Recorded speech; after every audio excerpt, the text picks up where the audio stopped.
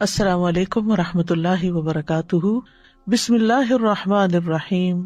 رب اشرح لی صدری ویسر لی امری واحلل عقدۃ من لسانی یفقہوا قولی۔ قل یا عبادی الذین آمنوا اتقوا ربکم للذین احسنوا فی ہذہ الدنیا حسنہ وارض اللہ واسعہ انما یوفی الصابرون اجرہم بغیر حساب۔ آپ کہہ دیجئے کہ اے میرے بندو جو ایمان لائے ہو، اپنے رب سے ڈرتے رہو۔ جو لوگ نیک کام کرتے ہیں ان کے لیے اس دنیا میں بھی بھلائی ہے، اور اللہ کی زمین وسیع ہے، بلا شبہ صبر کرنے والوں کو ان کا اجر بلا حساب دیا جائے گا۔ دنیا میں انسان مختلف طرح کے تجربات کرتا رہتا ہے، کبھی حالات اس کی مرضی کے موافق ہوتے ہیں اور کبھی ناموافق۔ یہاں انسان کو فائدے کے ساتھ نقصان کا تجربہ بھی ہوتا ہے، خوشگواری کے ساتھ ساتھ ناخوشگواری کا سامنا بھی کرنا ہوتا ہے۔ ایسی صورتحال میں انسان کے لیے لازم ہے کہ وہ دنیا اور آخرت میں کامیابی اور بھلائی پانے کے لیے تکلیف دہ حالات میں ناگوار صورتحال کا مقابلہ کرنے کے لیے صبر سے کام لے، اللہ سے بہترین اجر کی امید رکھتے ہوئے اور آخرت میں بے حساب اجر کی توقع رکھتے ہوئے اپنے آپ کو ایسے ریسپانس سے روک لے جو اللہ کے نزدیک ناپسندیدہ ہے۔ بھڑکنے والی بات پر بھڑکے نہیں، ناموافق صورتحال سے الجھے نہیں، جوش کی بجائے ہوش سے کام لے اور نازک مواقع پر جذبات کو تھام لے۔ جس کو صبر کی صفت مل گئی وہ کامیاب ہو گیا۔ قل یا عباد الذین آمنوا، کہہ دیجئے اے محمد صلی اللہ علیہ وسلم، آپ بتا دیجئے، یا عبادی، اے میرے بندو، آمنو جو ایمان لائے ہو، جو ایمان کی صفت سے متصف ہیں۔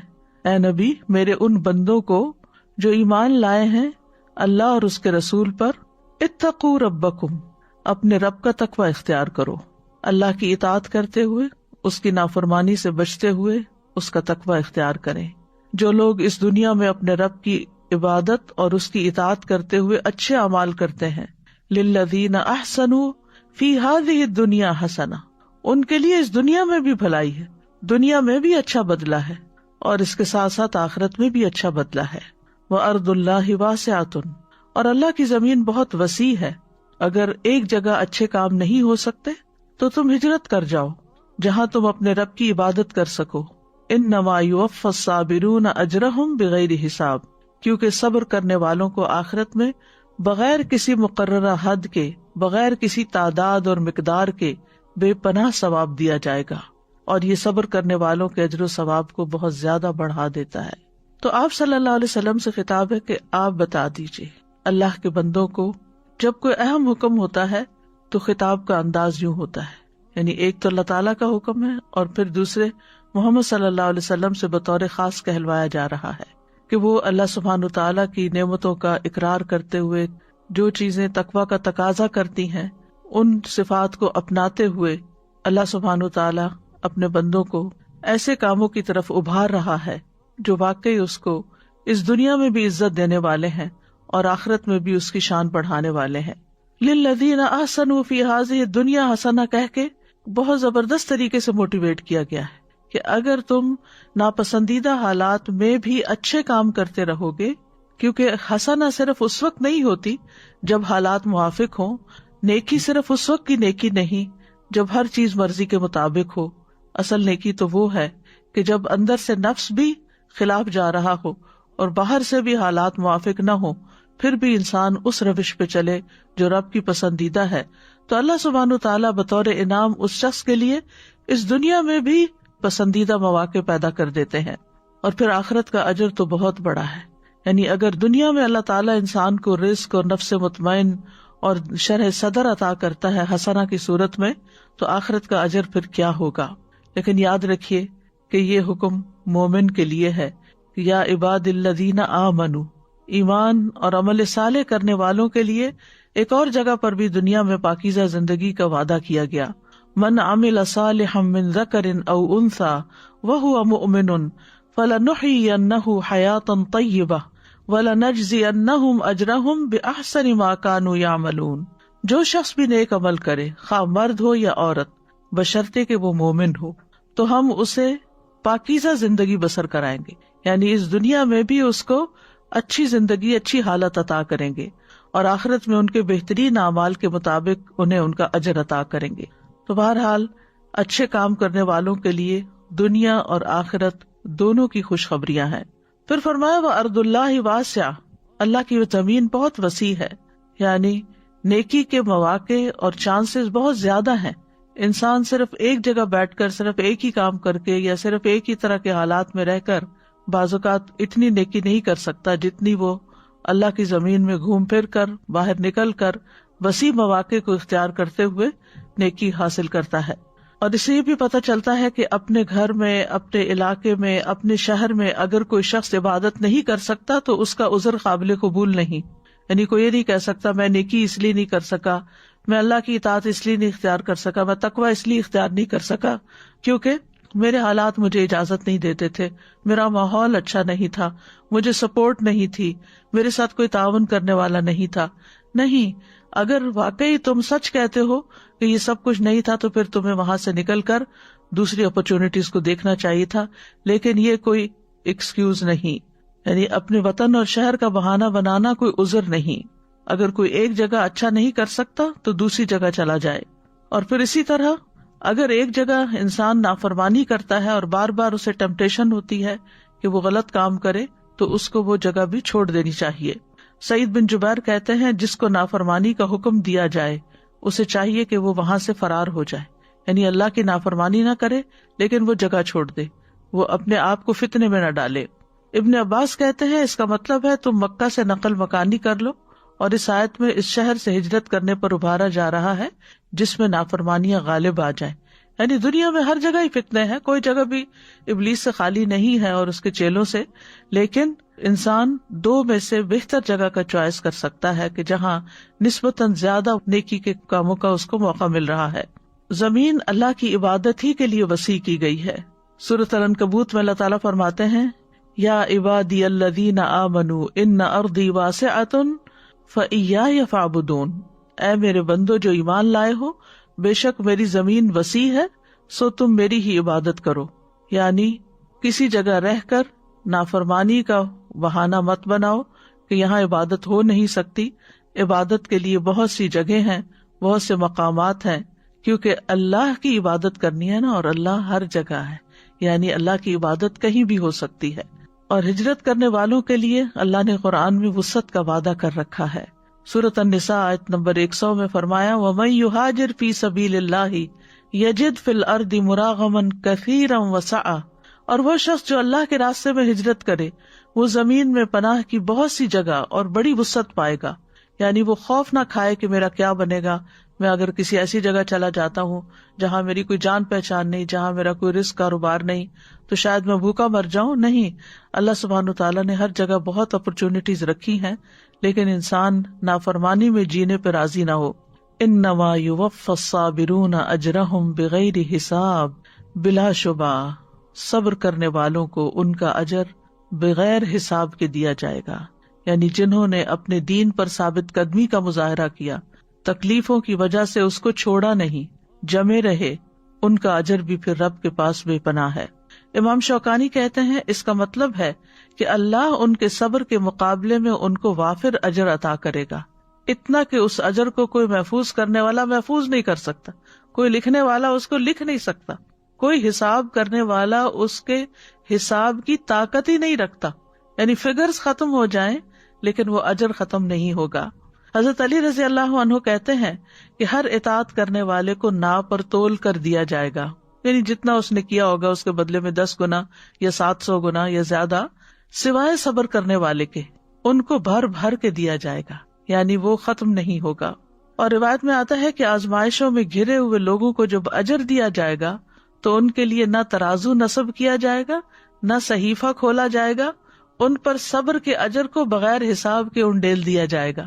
دنیا میں ہم چھوٹی چھوٹی تکلیفوں پہ گھبرا جاتے ہیں اور کہہ اٹھتے ہیں اب صبر نہیں ہوتا، اب اسٹیمنا ختم ہو گیا ہے، اب حالات ایسے نہیں رہے کہ صبر کیا جائے۔ نہیں، ہر حال میں صبر کیا جائے، انسان اپنی حالت کو بدلنے کی جد و جہد میں لگا رہے، کوشش کرے، لیکن رکاوٹوں اور مشکلات اور پریشانیوں پر ہمت ہار کے نہ بیٹھ جائے، غلط راستے اختیار نہ کرے، بلکہ صبر کے ساتھ عبادت پر، اطاعت پر جمع رہے۔ بغوی لکھتے ہیں کہ جب عافیت والے آزمائش والوں کی فضیلت کو دیکھیں گے تو وہ تمنا کریں گے کہ کاش دنیا میں ان کی جسموں کو کینچیوں سے کاٹ ڈالا جاتا، یعنی چاہے انہیں جسمانی ٹارچر دیا جاتا اور وہ صبر کرتے تو آج وہی اجر ملتا جو صبر کرنے والوں کو مل رہا ہے. یعنی وہ قابل رشک ہوں گے اس وقت. دنیا میں تو وہ خود سیلف پٹی کا شکار ہو جاتے ہیں یا دوسرے ان کی کنڈیشن کو بہت پتھیٹک بتاتے ہیں کہ یہ کس طرح کی زندگی ہے اور انہوں نے تو کچھ دیکھا ہی نہیں، انہیں تو کچھ دنیا میں ملا ہی نہیں.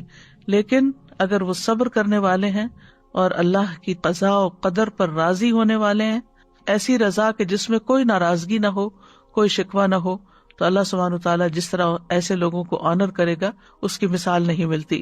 اور یہ صبر کی تمام اقسام کے لیے اجر ہے، یعنی کسی ایک خاص نیکی پر یا کسی خاص پریشانی پر صبر کرنا نہیں، بلکہ 3 طرح کی جو صبر کی پوزیشنز بتائی گئی ہیں قرآن و سنت میں. ایک گناہ اور معاصی کے مقابلے میں صبر اور ان کے ارتکاب سے بچنا، یعنی جہاں ٹیمپٹیشنز ہوں وہاں انسان اپنے آپ کو روک لے. پھر اللہ کی اطاعت پر اپنے آپ کو روکنا صبر کرتے ہوئے، یعنی اطاعت پر جمے رہنا. اور پھر اللہ کی تکلیف دہ قضاء و قدر پر صبر کرنا کہ اس میں کسی قسم کی اللہ سے ناراضگی نہ ہو. تو بلا شبہ اللہ نے ایسے لوگوں کے لیے بغیر کسی حساب کے، بغیر کسی مقدار کے اجر رکھا ہے. تو اس آیت کا بیسیکلی جو حاصل کلام ہے وہ صبر کو لازم کرنا ہے. یعنی اس آیت سے جو خاص بات پتہ چلتی ہے وہ صبر کرنا ہے. اور صبر کیا ہے؟ صبر یصبر کا مطلب ہوتا ہے اپنے آپ کو روک لینا. صبر تو کا مطلب ہوتا ہے میں نے اس کام میں اپنے نفس پہ صبر کیا، یعنی اس کام پر نفس کو روک لیا. اصطلاحی معنوں میں صبر اپنے نفس کو ایسی چیز سے روک لینا جس سے اور جس پر نفس کو روکنا واجب ہو، یعنی نفس کو نافرمانیوں سے روکنا اور فرائض پر لانا، یہ صبر ہے. امام راغب کہتے ہیں صبر سے مراد نفس کو اس انداز پر روکنا ہے جس کا تقاضا عقل اور شریعت کرتی ہے، یا اس چیز سے روکنا جس کا تقاضا عقل اور شریعت کرتی ہے. کہا جاتا ہے کہ یہ نفس کو بے صبری اور ناراض ہونے سے روک لینا ہے. یعنی صبر کرنا کیا ہے؟ بے صبر پن سے اور ناراض ہونے سے روکنا. زبان کو شکایت کرنے سے روک لینا، کمپلینٹس نہیں، نو کمپلینٹس. اور اعضاء کو اضطراب یا بے چینی سے روک لینا، یعنی اپنے آپ کو بے چینی سے روکنا، اینکشس نہ ہونا.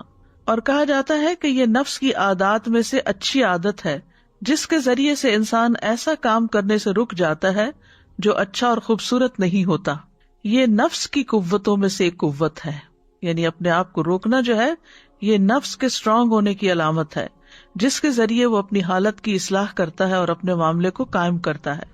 حدیث میں صبر کو روشنی بتایا گیا ہے. صحیح مسلم میں آتا ہے وَالصَّبْرُ ضِيَاءٌ، اور صبر روشنی ہے. یہاں نور کا لفظ نہیں آیا.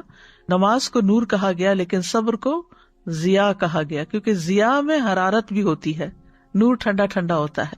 جیسے جعل الشمس ضیاءً، اس نے سورج کو تیز روشنی والا بنایا. تو یعنی سورج کے اندر روشنی بھی ہوتی ہے اور حرارت بھی ہوتی ہے. والقمر نورا، اور قمر کو نور بنایا یعنی اس میں ٹھنڈک ہوتی ہے. تو سورج کی روشنی میں تپش اور تلخی، اس لیے اس صبر کو حدیث میں ضیاء سے تعبیر کیا گیا ہے. صبر کی 3 بڑی اقسام بتائی جاتی ہیں، جس میں نمبر 1 اللہ کی نافرمانی سے صبر کرنا، جس میں انسان اپنے نفس کو حرام کام کے ارتکاب سے روک لیتا ہے، چاہے اس کا سبب بھی پایا جائے، چاہے اس کے لیے بہت سے مواقع ہوں حرام کام کرنے کے، لیکن وہ اپنے آپ کو روک لے.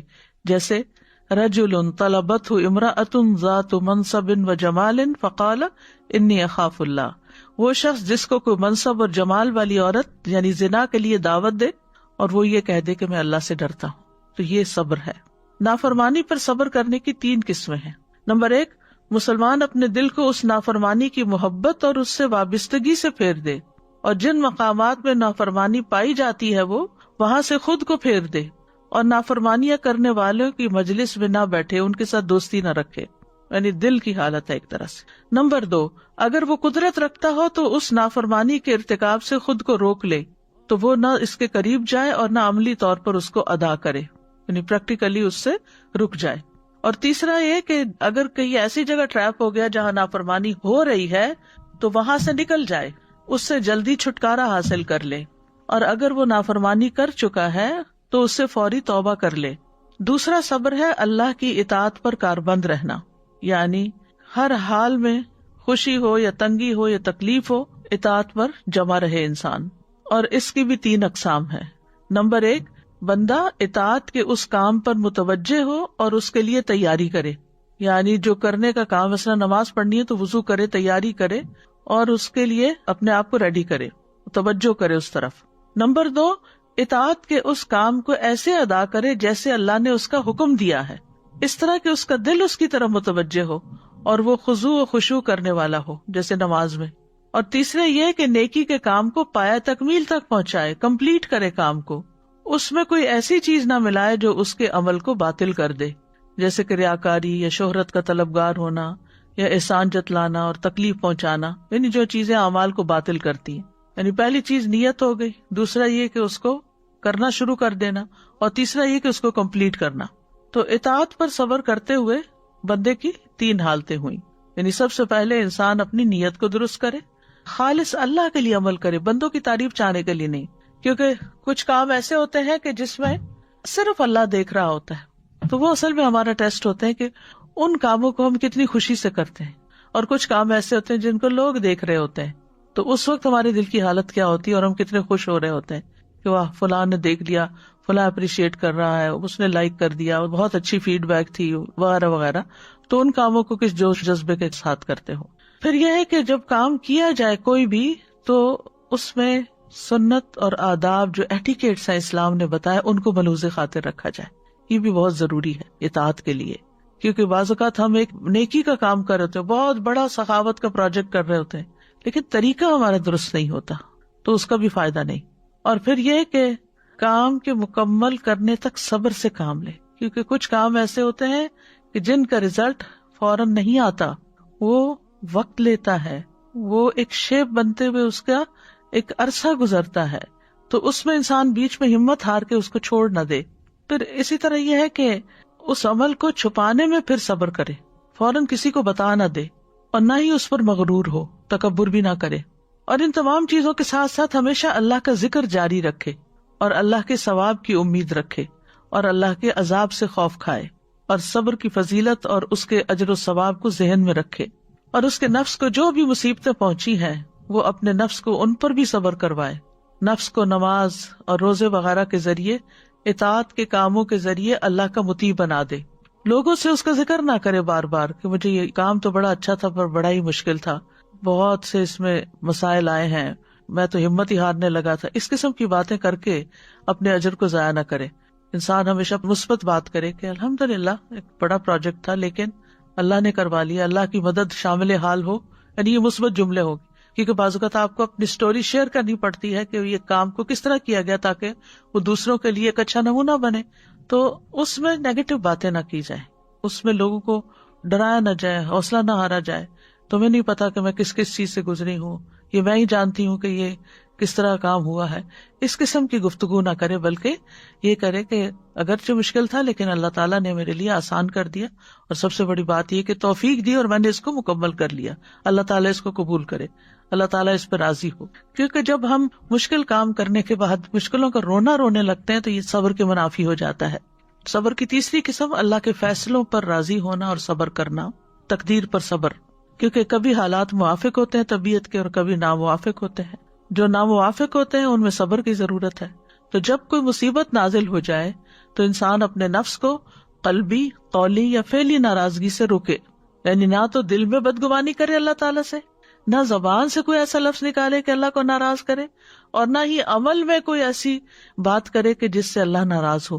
یہ ہے اصل صبر، یعنی جب کسی بندے پہ مصیبت نازل ہو تو انسان دل سے کہے اے اللہ میں تجھ سے راضی ہوں، اگرچہ یہ میرے لیے مشکل ہے، دل میں سوچتا ہے نا انسان، ہے تو بڑا مشکل، مثلا کسی کا شوہر فوت ہو جائے یا کسی کا بچہ فوت ہو جائے تو اس کے لیے تو دنیا اندھیر ہو جاتی، تو انسان سوچے کہ ہے تو مشکل لیکن اللہ کا فیصلہ ہے نا، اس میں بھی خیر ہوگی، تو میں اپنے رب سے راضی ہوں، الحمدللہ کہے، اور زبان سے ناراضگی والی ایسی کوئی بات نہ کرے جیسے جاہلیت کے دور میں لوگ کیا کرتے تھے، نہ گریبان چاک کرے، نہ اپنا سر پیٹے، نہ چہرہ پیٹے، نہ بال نوچے، نہ ٹکرے مارے، کوئی ایسی حرکت نہ کرے۔ نبی صلی اللہ علیہ وسلم نے فرمایا اللہ تبارک و تعالی نے اپنے بندے کو جو کچھ دے رکھا ہوتا ہے وہ اس میں اس کا امتحان لیتا ہے، یہ سارے نعمتوں کا امتحان ہوتا ہے، کسی کا کسی شکل میں، کسی کا کسی شکل میں۔ سو جو شخص اللہ عز و جل کی تقسیم پہ راضی ہو جائے اللہ اسے برکت اور وسعت دیتا ہے، اور جو راضی نہ ہو اس کو برکت نہیں ملتی۔ ابو حاتم کہتے ہیں کہ صبر کی 3 اقسام ہیں، اور ان تینوں پر صبر کرنے والا دراصل عقل مند ہے۔ نافرمانیوں سے رک جانے پہ صبر، نیک اعمال بجا لانے پہ صبر، سختیوں اور مصائب پہ صبر۔ تو یہ جو حالتیں بیان کی گئی ہیں، عقل مند تینوں حالات میں اپنی حالت پر غور کرے اور وہ ان موقعوں پر صبر کرنے کو لازم کر لے، یہاں تک کہ وہ مشکل اور آسانی میں اس کی وجہ سے اللہ کی رضا کے حصول کے اعلیٰ درجات تک پہنچ جاتا ہے۔ میمون بن مہران کہتے ہیں صبر کی 2 اقسام ہیں، مصیبت پہ صبر کرنا اور اس سے بھی افضل نافرمانیوں سے رک جانے پہ صبر کرنا۔ صبر کے حوالے سے لوگوں کی کچھ اقسام ہیں، یہ تقسیم شیخ الاسلام ابن تیمیہ کی ہے۔ ایک ہے اس میں سے صبر اور تقوی کے حامل لوگ، کیونکہ لوگوں کے نفسوں کو ان کے دین کے ساتھ تعلق دیکھتے ہوئے آزمایا جاتا ہے کہ کس کا کتنا دین ہے، اس کے مطابق آزمائش آتی ہے۔ تو صبر اور تقوی کے حامل وہ لوگ ہیں جن پر اللہ نے انعام کیا اور وہ دنیا اور آخرت میں سعادت مندوں میں سے ہیں۔ انہوں نے اللہ کی اطاعت پر صبر کیا اور حرام چیزوں کو چھوڑنے پر صبر کیا۔ پھر تقوی کے حامل ہیں لیکن صبر نہیں کرتے۔ ایک تو وہ ہے جو صبر اور تقوی دونوں رکھتے، دوسرے وہ تقوی ہے لیکن صبر نہیں۔ لوگوں میں سے کوئی عبادت گزار، زاہد، قیام کرنے والا، صدقہ کرنے والا، خرچ کرنے والا، ذکر کرنے والا اور فرما بردار ہوتا ہے، لیکن جب مصیبت آتی ہے تو ڈہ جاتا ہے۔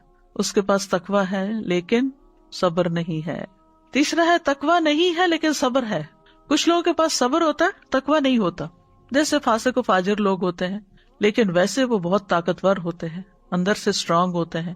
ان کو جب کوئی مصیبت آتی ہے تو اس پہ صبر کرتے ہیں، جیسے چور ڈاکو وغیرہ حرام مال حاصل کرنے پر صبر کرتے ہیں، تکلیف اور مشقتوں پر، کیسی کیسی تکلیفیں اٹھا کے اس مقام تک پہنچتے ہیں جہاں سے وہ چوری کر کے لاتے ہیں، لیکن اس کا شکوہ گلہ نہیں کرتے، وہ صبر کرتے ہیں۔ ایسے آدمی کے پاس صبر تو ہے لیکن تقوی نہیں۔ تو ان میں سے کوئی اللہ سے اجر کی امید نہیں رکھتا۔ ان کے نزدیک صبر ایک پیدائشی عادت ہے جس پر انہیں پیدا کیا گیا ہے، یعنی کچھ لوگوں کے اندر ان بلٹ ہوتی ہے صبر کرنے کی عادت۔ کچھ نان مسلمز ایسے ہوتے ہیں جو مصیبت کے وقت قوت اور طاقت کا مظاہرہ کرتے ہیں، بہت کانفیڈنٹ ہوتے ہیں، بہت اسٹرانگ اپنے آپ کو شو کرتے ہیں، نہ آنسو بہاتے ہیں نہ ہی کوئی اور زبان سے ایسی بات نکلتی ہے، لیکن عموماً وہ لوگوں کے اندر پاپولر ہونے کے لیے ہوتا ہے۔ تو جو لوگ تقوی اور صبر سے خالی ہوتے ہیں تو پھر ایسے لوگ کسی بھی اجر کے مستحق نہیں ہوتے۔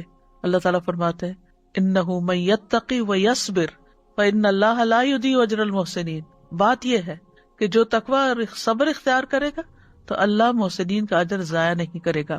قرآن مجید میں بہت سے مواقع پر صبر کا ذکر کیا گیا۔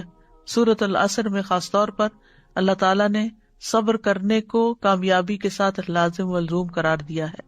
ابن تیمیہ کہتے ہیں اللہ نے اپنی کتاب میں 90 سے زیادہ مقامات پر صبر کا حکم دیا ہے، 90 سے زیادہ صبر کا ذکر فرمایا ہے، اور اپنے اس قول میں اس کو نماز کے ساتھ ملا کر بیان کیا ہے، وَاسْتَعِینُوا بِالصَّبْرِ وَالصَّلَاةِ وَإِنَّهَا لَكَبِیرَةٌ إِلَّا عَلَى الْخَاشِعِینَ۔ اور صبر اور نماز کے ساتھ مدد طلب کرو، اور بلا شبہ وہ یقیناً بہت بڑی ہے مگر عاجزی کرنے والوں پر۔ صبر اللہ سبحانہ تعالیٰ کی صفت ہے۔ نبی صلی اللہ علیہ وسلم نے فرمایا کوئی شخص جو کسی سے اذیت سنے وہ اللہ سے زیادہ صبر کرنے والا نہیں۔ لوگ اللہ کے لیے اولاد ٹھہراتے ہیں، وہ انہیں تندرستی دیتا ہے بلکہ روزی بھی عطا کرتا ہے، حالانکہ یہ بات اللہ تعالیٰ کو بہت زیادہ غصہ دلاتی ہے، پھر بھی اللہ تعالیٰ ان کو دنیا کی نعمتیں دیے چلے جاتا ہے۔ صبر انبیاء کی صفت ہے، فاصبر کما صبر اولو العزم من الرسل۔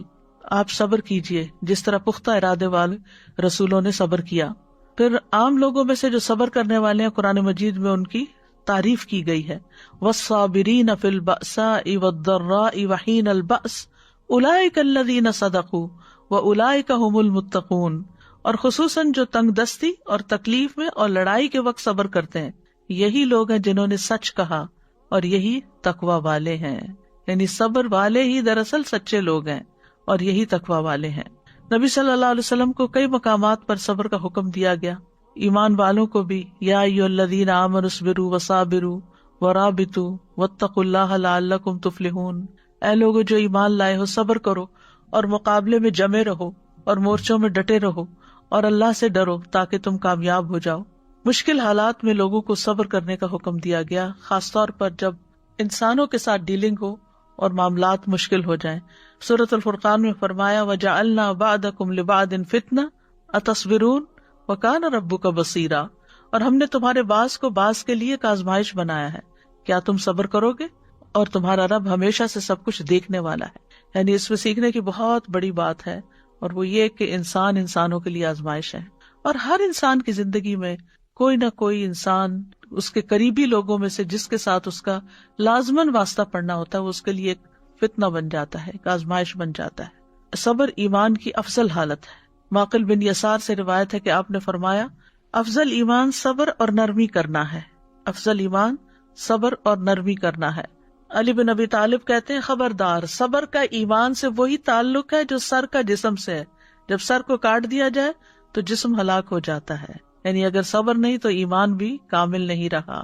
پھر انہوں نے اپنی آواز بلند کرتے ہوئے کہا جس کے پاس صبر نہیں اس کا کوئی ایمان نہیں، جس کے پاس صبر نہیں اس کا کوئی ایمان نہیں، یعنی ایمان کا تقاضا ہے کہ انسان صبر سے کام لے، تبھی انسان پھر غیبت سے رک سکتا ہے، تبھی انسان پھر طعنہ زنی سے رک سکتا ہے، دوسروں کو اذیت دینے سے رک سکتا ہے، یا اذیت والی باتیں سہ سکتا ہے، کیونکہ اس کا ایمان صبر کے ساتھ ہے اور وہ اس کو قوت بخشتا ہے یہ سب کچھ کرنے۔ پھر جنت میں داخلے کا میزان ہے، خسارے سے بچنے کے لیے صبر ضروری ہے، صبر کرنا ہمت والوں کا کام ہے، صبر سے وسیع اور بہترین نعمت کوئی نہیں۔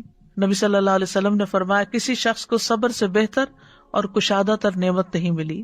ابراہیم تیمی کہتے ہیں اللہ جس بھی بندے کو تکالیف پر صبر اور آزمائشوں پر صبر اور مصائب پر صبر عطا کر دیتا ہے تو ایمان لانے کے بعد جس کو جو کچھ عطا کیا گیا صبر کرنے والوں کو ان سب سے بہترین عطا کیا گیا، یعنی ایمان کے بعد سب سے بڑی وسیع اور بہترین نعمت اگر کسی کو کوئی ملی ہے تو وہ صبر کرنے کی صلاحیت ہے۔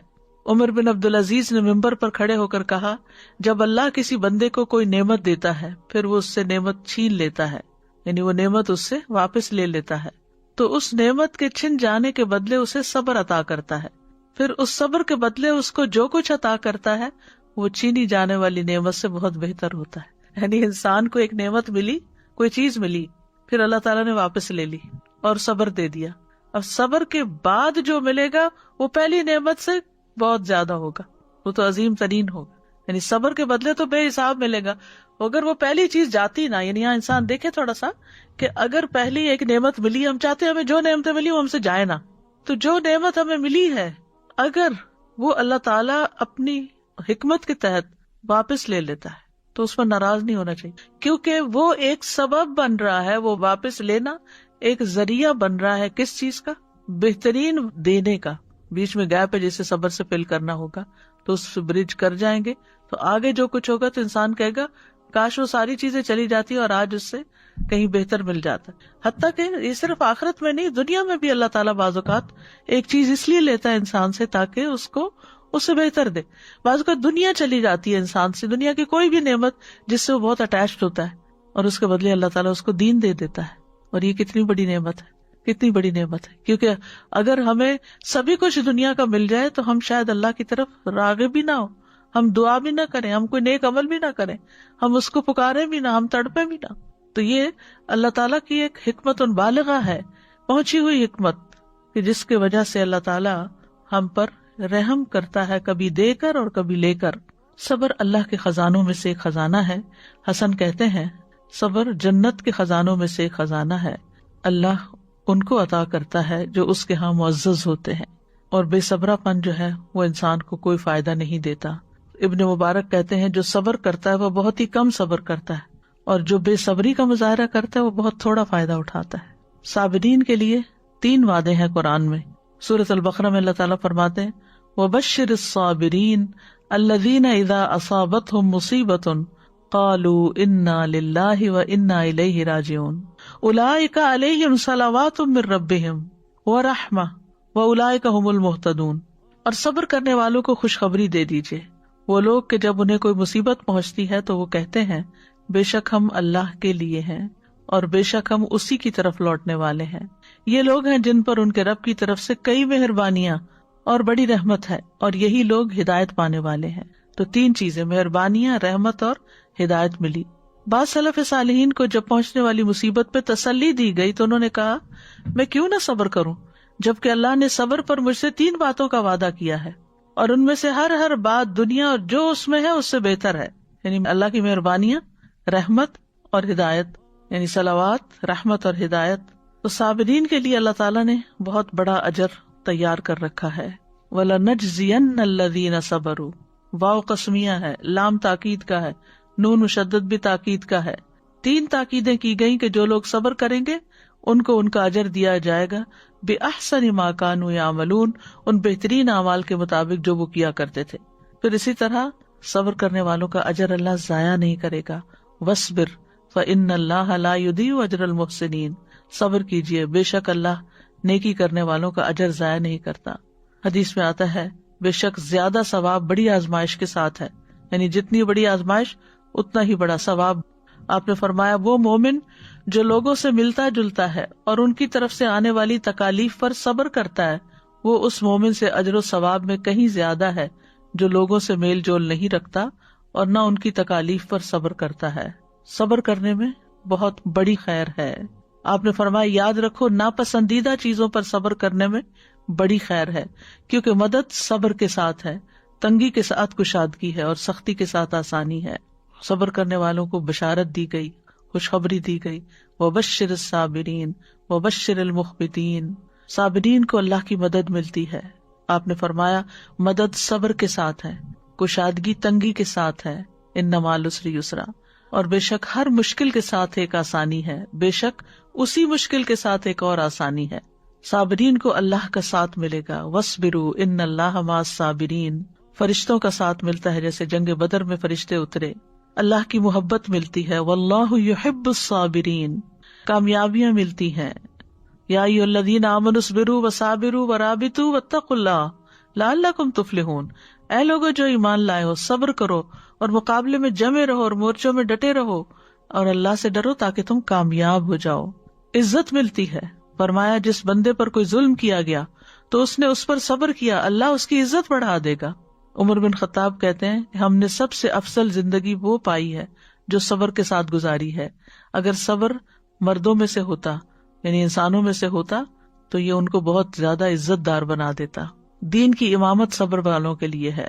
بنی اسرائیل کے بارے میں آتا ہے وَجَعَلْنَا مِنْهُمْ أَئِمَّةً يَهْدُونَ بِأَمْرِنَا لَمَّا صَبَرُوا وَكَانُوا بِآيَاتِنَا يُوقِنُونَ، اور ہم نے ان میں سے کئی پیشوا بنائے، لیڈرز بنائے جو ہمارے حکم سے ہدایت دیتے تھے جب انہوں نے صبر کیا اور وہ ہماری آیات پر یقین رکھتے تھے۔ پھر دشمن کی چالوں سے تحفظ ملتا ہے، غور و فکر کی توفیق ملتی ہے۔ انسان بے صبری میں تو ان پروڈکٹیو ہو جاتا ہے، اور جب صبر کرتا ہے اور اپنے آپ کو تسلی میں لاتا ہے تو اسی وقت کو کسی بہتر کام میں استعمال کر لیتا ہے۔ دنیا اور آخرت کی نعمتوں میں برکت نصیب ہوتی ہے، بہترین ٹھکانہ ملتا ہے، بے حساب اجر نصیب ہوتا ہے۔ صبر کا بدلہ جنت ہے۔ سلام علیکم بما صبرتم فنعم عقبی الدار، فرشتے جنتیوں پہ داخل ہو کے کہیں گے سلام ہو تم پر اس کے بدلے جو تم نے صبر کیا، یعنی آج سلام کے مستحق کیوں ہو؟ صبر کی وجہ سے۔ تو کتنا اچھا ہے اس گھر کا انجام۔ پھر جنت کے بالا خانوں کا حصول ہے، اولئک یجزون الغرفۃ بما صبروا، یہی وہ لوگ ہیں جو اپنے صبر کا بدلہ جنت کے بالا خانوں کی صورت میں پائیں گے۔ وجزاہم بما صبروا جنۃ وحریرا، اور انہیں ان کے صبر کے عوض جنت اور ریشم کا لباس عطا فرمایا۔ اور مصیبت میں صبر کرنے سے درجات کی بلندیاں نصیب ہوتی ہیں، انسان اگلے درجے پر پہنچتا چلا جاتا ہے۔ تو صبر کے مواقع کیا ہیں؟ سب سے پہلے لوگوں کی باتوں پر صبر کرنا چاہیے، یعنی بعض اوقات کوئی شخص چھوٹی سی بات کرتا ہے، وہ چپ جاتی ہے، ہم آپے سے باہر ہونے لگتے ہیں، تو ایسی بات کو سنی انسنی کر دیں جیسے اس نے کچھ کہا ہی نہ ہو۔ ورنہ ہم کیا کرتے ہیں، وہاں سے سنی اٹھائی، جا کے کسی کو بتائی، پھر دوسرے کو بتائی، پھر چوتھے کو بتائی، ڈھیر ساری غیبت کر کے ادھر بے صبری ہوئی اور ادھر سے اور گناہ اکٹھا کر لیا، اور وہ چوبن الگ ہوئی، نہ دنیا کے رہے، نہ دین کے رہے، نہ آخرت کے رہے، کہیں کے بھی نہ رہے۔ کسی کے ستانے پر، کچھ لوگوں کو ستا کے مزہ آتا ہے، یعنی ان کی تسلی اسی میں ہوتی ہے، تو ایسی صورت میں انسان اس کو اگنور کر دے اور اپنے آپ کو ٹرین کر لے کہ میں نے اس کے ایسے رویے سے پریشان نہیں ہونا، اپنے لیے کوئی آلٹرنیٹ ڈھونڈے۔ اور بہترین آلٹرنیٹ کیا ہے کہ انسان اللہ سے باتیں کرے، اللہ سے اپنے غم اور دکھ کی شکایت کرے، انما اشکو بثی وحزنی الی اللہ۔ پھر اسی طرح غلط الزام لگانے پر، یعنی یہ صبر کا موقع ہوتا ہے، حالات کی تنگی پر، معاشی حالات تنگ ہو یا معاشرتی تنگ ہو یا کسی بھی طرح کے حالات میں پریشانی آئی ہوئی ہو تو اس موقع پر صبر سے کام لینا، ہائے واویلا نہ مچانا. رزق کی کمی پر، کیونکہ یہ بھی اللہ کا ایک امتحان ہوتا ہے کہ بعض اوقات اللہ زیادہ دیتا ہے اور کبھی کم دیتا ہے. رسول اللہ صلی اللہ علیہ وسلم نے فرمایا، ابو سعید صبر کرو، کیونکہ تم میں سے جو بندہ مجھ سے محبت کرتا ہے اس کی طرف فقر و فاقہ اتنی تیزی کے ساتھ بڑھتا ہے جیسے سیلاب کا ریلا وادی کی بلندی سے اور پہاڑ کی چوٹی سے اس کی پستی کی طرف بڑھتا ہے. یہ وہ نصیحت ہے جو میرے والد نے مجھے اس وقت کی تھی جب میں اپنے پی ایچ ڈی کے لیے سفر پر روانہ ہو رہی تھی. بالکل لاسٹ مومنٹ میں، آخری لمحات میں. علم کے راستے میں بہت مشکلات آتی ہیں اور اس کا مقابلہ صبر ہی کے ساتھ کرنا. اور واقعی شاید میری زندگی کا سب سے مشکل وقت تھا ہر اعتبار سے، لیکن اس نصیحت نے بہت ہی فائدہ دیا کہ جو محمد صلی اللہ علیہ وسلم سے محبت کرتا ہے، جو دین سے محبت کرتا ہے، تو فقر و فاقہ اس کی طرف تیزی کے ساتھ بڑھتا ہے جیسے سیلاب کا ریلا آتا ہے. تو اگر ایسے حالات ہوں کسی بھی وجہ سے تو انسان صبر سے کام لے تو اللہ سبحانہ وتعالی دن پھیر دیتا ہے.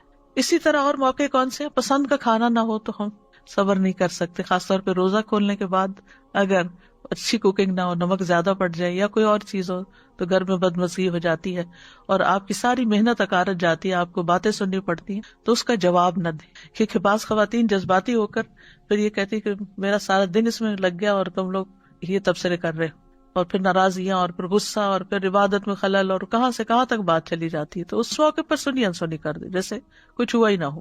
بیماری کا موقع یہ ہوتا ہے کہ انسان اس وقت ہائے واویلا مچا دیتا ہے. پھر بیٹیوں کی پیدائش پر، کیونکہ لوگ بہت تانے دیتے ہیں. انسان کو خود تو اپنی اولاد عزیز ہی ہوتی ہے، لیکن لوگوں کی باتوں سے انسان پریشان ہو جاتا ہے. پھر بچوں کی وفات پر، پھر علم کے حصول میں. موسیٰ علیہ السلام نے خضر علیہ السلام کے ساتھ جو سفر کیا، نبی صلی اللہ علیہ وسلم نے فرمایا اللہ ہم پر اور موسیٰ علیہ السلام پر رحم فرمائے، کاش وہ صبر سے کام لیتے تو اپنے ساتھی سے اور بھی بہت سے عجائبات دیکھتے. حضرت خضر علیہ السلام کا ہر کام یہ انوکھا تھا تو اور بھی کئی چیزیں سامنے آتی. انہوں نے کہہ دیا کہ ان سألتک عن شیء بعدها فلا تصاحبنی قد بلغت من لدنی عذرا. پھر اسی طرح اپنے سے اوپر والے سے تکلیف پہنچنے پر، جیسے پیرنٹس ہیں انہوں نے کچھ کہہ دیا، ہسبینڈ نے کچھ کہہ دیا، یا پھر امیر کی طرف سے، باس کی طرف سے کوئی بات ایسی سننے کو ملی تو اس وقت بھی صبر کرنا چاہیے. پھر ترجیح دینے پر، یعنی اگر آپ کے اندر سارے گٹس ہیں لیکن آپ سے کمتر شخص کو کوئی آپ پر پریفر کر رہا ہے تو اس موقع پر بھی صبر سے کام لینا چاہیے. بعض اوقات یہ ہوتا ہے آپ کو پتا ہوتا ہے کہ آپ نے جو کام کیا وہ بہت محنت سے کیا ہے، بہت کوالٹی کا کام ہے، لیکن بعض اوقات لوگ آپ ہی کے منہ پر کسی اور کے ساتھ آپ کو کمپیئر کر کے اس کی تعریف شروع کر دیتے ہیں. تو اس موقع پر بھی صبر سے کام لینا چاہیے کہ یہ جانتے نہیں، انہیں نہیں معلوم، یہ کر لیں جو کر رہے ہیں، کہہ لیں جو کہہ رہے ہیں، اس سے کیا فرق پڑتا ہے. اسی طرح محنت آپ نے کی ہوتی ہے، شکریہ اور کریڈٹ کوئی اور لے رہا ہوتا ہے، تو اس موقع پر بھی صبر کرنا چاہیے. بدلہ لینے کے موقع پر جاہلوں کے جواب میں صبر کرنا، کیونکہ بعض اوقات کوئی شخص آپ کو بلا وجہ برا بھلا کہنے لگتا ہے، وہ آپ کو جانتا ہی نہیں ہے، گالی گلوچ دینے لگتا ہے. آج کل تو ایک بہت ٹرینڈ ہے کہ کسی کے بھی خلاف کوئی چیز ڈال دو آپ یوٹیوب پہ اور پھر اس کے اوپر کمنٹس پہ کمنٹس جو آنا شروع ہوتے ہیں، بعض اوقات اتنے غلط قسم کے ہوتے ہیں جن کی کوئی حقیقت نہیں ہوتی اور آپ کو معلوم ہے یہ سب جھوٹ کا پلندہ ہے، لیکن آپ کیا کر سکتے ہیں، کس کو جا کے سمجھا سکتے ہیں. تو ایسے موقع پر صبر ہی کرنا بہتر ہے. اور صبر کرنے کا طریقہ کیا ہے؟ ابو میمون سے مروی ہے، وہ کہتے ہیں صبر کی کچھ شرائط ہیں. راوی کہتے ہیں میں نے کہا کہ وہ کیا شرائط ہیں؟ انہوں نے کہا کہ صبر کی شرائط میں سے یہ ہے کہ آپ کو معلوم ہونا چاہیے کہ آپ کس طرح صبر کر رہے ہیں، ہاؤ، کس کے لیے کر رہے ہیں، اور آپ نے اپنے صبر سے کیا ارادہ کیا ہے. آپ اس میں اجر و ثواب کا حصول چاہیں اور اس میں اچھی نیت رکھیں، شاید آپ کا صبر آپ کے لیے خالص ہو جائے، ورنہ آپ جانور کے قائم مقام ہوں گے. جب اس پر مصیبت ٹوٹتی ہے تو بے قرار ہو جاتا ہے، جب تھم جاتی ہے تو سکون میں آ جاتا ہے. تو جو مصیبت اس پر پڑتی ہے اس کو وہ سمجھ نہیں پاتا کہ کیوں آئی مصیبت. جانور جو ہوتا ہے نہ وہ ثواب کے حصول کی نیت کر سکتا ہے، نہ ہی صبر کر سکتا ہے. تو یہ تو جانوروں کی صفات ہے، اس لیے نہ وہ صبر کرتا ہے اور نہ ہی مصیبت تھمنے پر اس کو نعمت کا احساس ہوتا ہے. اگر ایسا ہوتا تو اللہ کی حمد بیان کرتا، اس کا شکر ادا کرتا. تو پھر یہ تو بالکل جانوروں والی صفات ہو گئی. پھر اللہ کی خاطر صبر کرنا، وَلِرَبِّكَ فَاصْبِرْ، اللہ کا چہرہ چاہنے کی خاطر صبر کرنا. صدمے کی پہلی چوٹ پر صبر کرنا، یہ مصیبت کی شدت کو توڑ دیتا ہے. صبر جمیل اختیار کرنا. صبر جمیل کون سا ہے؟ فَاصْبِرْ صبراً جمیلا، جس میں نہ کوئی گھبراہٹ ہو نہ کوئی شکایت ہو. صبر کوشش سے آتا ہے، صبر کے لیے محنت کرنی پڑتی ہے. وَمَن يَتَصَبَّرْ يُصَبِّرُهُ اللَّهُ، جو شخص صبر کرے گا اللہ اسے صبر عطا کرے گا. ہر حال میں اللہ کی تعریف بیان کرنا، مصیبت پر 4 بار شکر کرنا.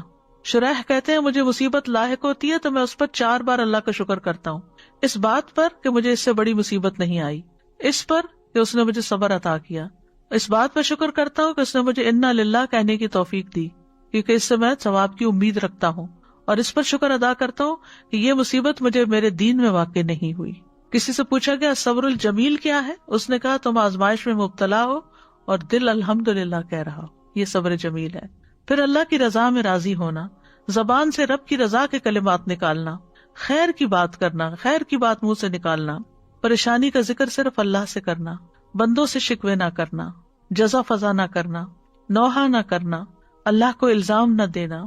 اور صبر کرنے والوں کی بہت سی مثالیں قرآن مجید میں بیان ہوئی ہیں، جن میں خاص طور پر اسماعیل علیہ السلام کا صبر، کہ ان کے والد نے ان کو پیشانی کے بل لٹا بھی دیا تھا اور وہ خوشی سے مان بھی گئے تھے. یعقوب علیہ السلام کے صبر کی مثال ہمارے سامنے، کس طرح یوسف علیہ السلام کے کھو جانے پر صبر کیا. یوسف علیہ السلام کے صبر کی مثال ہے، ان کی تو پوری زندگی صبر کا ایک نمونہ، کس طرح اپنے گھر سے، اپنے رشتہ داروں سے، اپنے دین سے، ہر چیز سے دور ایک مقام پر جہاں کوئی بھی اپنا نہیں، وہاں وہ محسنین میں سے ہوتے ہیں اور صبر سے کام لیتے ہیں، کہیں نہ اللہ سے ناراض ہے نہ بندوں سے. ایوب علیہ السلام کی مثال، 18 سال تک ایسی بیماری رہی کہ سبھی نے چھوڑ دیا. آسیہ علیہ السلام کی مثال کہ فرعون نے طرح طرح کے ظلم کیے، انہوں نے کہا رب ابن لی عندک بیتا فی الجنہ ونجنی من فرعون وعملہ ونجنی من القوم الظالمین. اے میرے رب میرے لیے اپنے پاس جنت میں گھر بنا اور مجھے فرعون اور اس کے عمل سے نجات دے اور مجھے ظالم لوگوں سے نجات دے. تو کہا جاتا ہے تو اللہ نے جنت میں ان کے گھر سے پردہ ہٹا دیا، ان کو دکھا دیا. نبی صلی اللہ علیہ وسلم کی زندگی تو صبر ہی صبر ہے. طائف کا واقعہ دیکھ لیجیے، حضرت عائشہ پر الزام لگنے کا واقعہ عفق دیکھ لیجیے، اور بھی بے شمار مواقع ہیں. صبر کرنے سے آتا ہے، صبر کے لیے دعا بھی کرنی چاہیے. ربنا افرغ علینا صبرا وتوفنا مسلمین انا للہ وانا الیہ راجعون. نبی صلی اللہ علیہ وسلم پر جب کوئی پریشانی یا غم آتا تو یا حی یا قیوم برحمتک استغیث کہہ کے پکارتے. کرنے کے کام یہ ہیں کہ مصائب اور مشکلات کو برا نہ سمجھیں. جب اللہ تعالیٰ کسی بندے کے ساتھ بھلائی کا ارادہ کرتا ہے تو اس کی حالت کے مطابق اس کو آزمائش اور امتحان کی دوا پلاتا ہے. یہ ابن قیم کہتے ہیں اس کے ذریعے سے وہ اس میں سے مہلک بیماریوں کو نکال دیتا ہے. یعنی انسان بیمار ہوتا ہے، اس کا نفس بیمار ہوتا ہے، اس کا اخلاق بیمار ہوتا ہے، تو اللہ تعالیٰ اس کو مشکل کی ڈوز پہ لاتا ہے، یعنی آزمائش کے اور امتحان کی دوا پلاتا ہے اللہ. اور پھر جب انسان صبر کرتا ہے تو اس کی بیماریاں جا چکی ہوتی ہیں، اس کا تزکیہ ہو چکا ہوتا ہے. پھر مصائب اور مشکلات کا مقابلہ انسان کو صبر سے کرنا چاہیے. اللہ کے فیصلوں پہ راضی رہیں، اطاعت کے کاموں میں صبر کریں، نافرمانی کے کاموں سے بچ کے صبر کریں. دنیا مومن کے لیے قید خانہ ہے، اس قید خانے میں اللہ کی رضا میں راضی رہ کے خوشی اور محبت سے دن گزاریں. انبیاء کی سیرت سے سبق لیں. کوئی فقر و فاقہ کا سامنا کر رہا ہے تو نبی کے صحابہ کو یاد کر لیں جنہوں نے کئی پتھر باندھے ہوتے تھے پیٹ پر. کوئی ماحول سے پریشان ہے تو ابراہیم علیہ السلام کو یاد کر لیں. لوگوں کی اذیت والی باتوں سے پریشان ہے تو موسیٰ علیہ السلام کو یاد کر لیں. شوہر کی طرف سے پریشانی ہے تو آسیہ علیہ السلام کو یاد کر لیں.